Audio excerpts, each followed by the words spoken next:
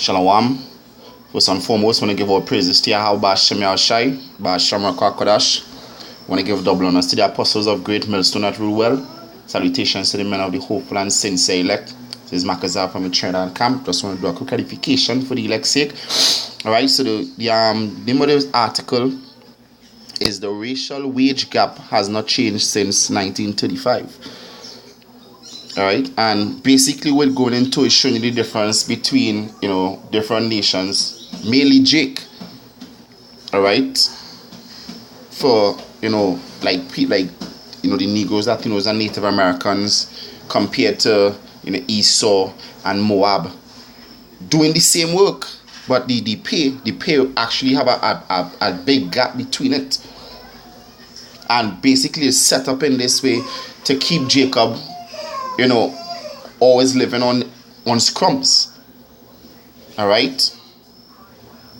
Because, the increase in food price, then, you gotta pay electrical bill that high, water bill that high. Alright? Gas always increasing. Right? Then you gotta buy clothes, baby products, all these things. The cost of these things just ever keep increasing.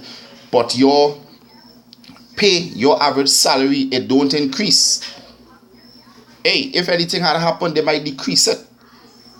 But everything around you increasing except your pay. So guess what? It always have Jacob living basically on scrums, like a bottom feeder.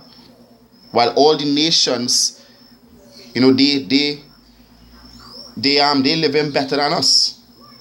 Alright, so I just want to go into this real quick. This is it says in the past 35 years, the gap between the wage of blacks and Hispanic American workers and those of white ones has not significantly changed according to a new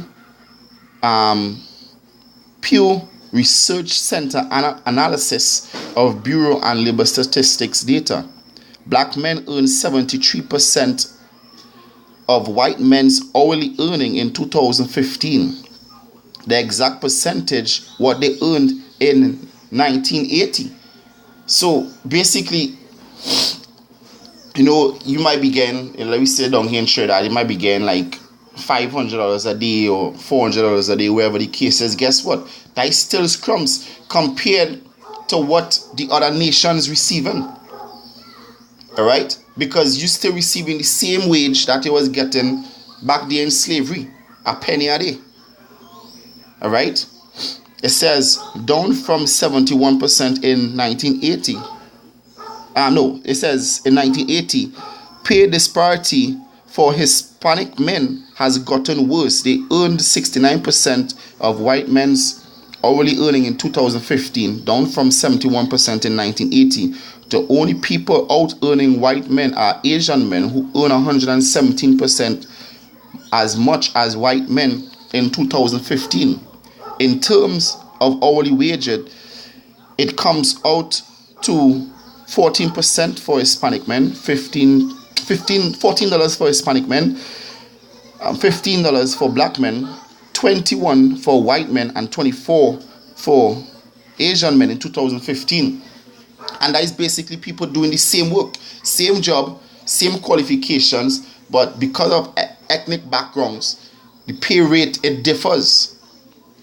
So you might be saying that, hey, this job is shit, but guess what? Esau, Moab working next to you, they gain more than you. Probably they might even be less qualified than you.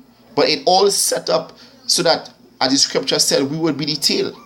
We would always be suffering because this America wasn't made for us. It wasn't made for us to become rich or to live good. It was actually made for our bitterness. Hence the name go back to being bitter. So we always be bitter in this kingdom. Alright? It says white men also continue to out-earn all women in 2015. Hispanic women earned the lowest averagely hour wage of $12 compared to $13 for black women, $17 for white women, and $18 for Asian women. It says since 1980, the pay gap between white women and white men has narrowed by 22 cents from 60 cents to every dollar. White men earn 82 cents in 2015. By comparison, the pay gap between black women and white women narrowed by only 9 cents, from 56 cents to every dollar white men earned in 1980 to 65 cents in 2015. Hispanic women made just 58 cents for every dollar white men made in 2015, a 5-cent increase. It says, what explains these persistent discrepancies? It says, as Pew points out, some of the racial wage gap can be explained by the fact that lower shares of black and Hispanic have college educations, which means statistically lower wages. Yet even among those with bachelor's degrees or higher, disparity is clear. College-educated blacks and Hispanic men earn about 80% of the hourly wages of college-educated white men. The college-educated black and Hispanic women earn only about 70% of the hourly wages of college-educated white women. It says unfair hiring practices may play a role. A Pew point out, according to Pew's own recently released research, about 21% of black adults and 16% of Hispanic say that their race or ethnicity has caused them to be treated unfairly in hiring, pay, or promotion in the past year, compared to 4% of whites. And about 40% of blacks and 20% of Hispanics say their race or ethnicity has made it harder for them to succeed in life compared to 5% whites. So it should, I guess what? Ethnicity plays a big part in hiring and in also your pay. Alright? But the ones who always at the bottom, who always suffering, goes back to who? Jacob, you Negroes, Latinos, and Native Americans, you tribes. Alright? And basically all that goes back to the curses.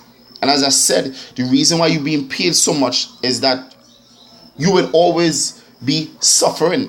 The system set up to always have us as the bottom feeders, because the rent high, food increasing, transport, electrical bills, water bill, clothes, as I said, baby products, and things just to survive on a daily basis. It always increasing, but your pay don't increase.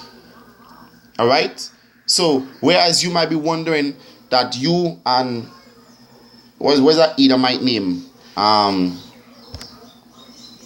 Frederick. You and Frederick might be working in the same department, same qualifications, same educational background, but whereas you might only be able to just get by paying your rent, Frederick might be living in a condo, and you want to know, what going on here? What is the difference? It's because both of you being paid different. Both of you being paid different. Whereas even Frederick could go by the bank and get a better loan than you. Whereas they might say you unfit to receive the loan, but both of you receiving the same pay. So this system set up to keep us as the bottom feeder. Alright, so I want to bring out some scriptures here real quick. This is Haggai chapter 1 verse 5. Now therefore thus saith Yahweh of hosts, consider your ways. Ye have sown much and bring in little. Ye eat and ye have not enough. Ye drink and are not filled with drink. Ye clothe you, but there is none warm.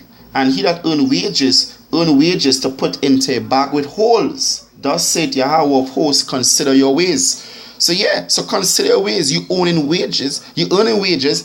At the end of the month, it's like you just didn't work, because 95% of your money have to go back to what? To expenditure, to rent, to food.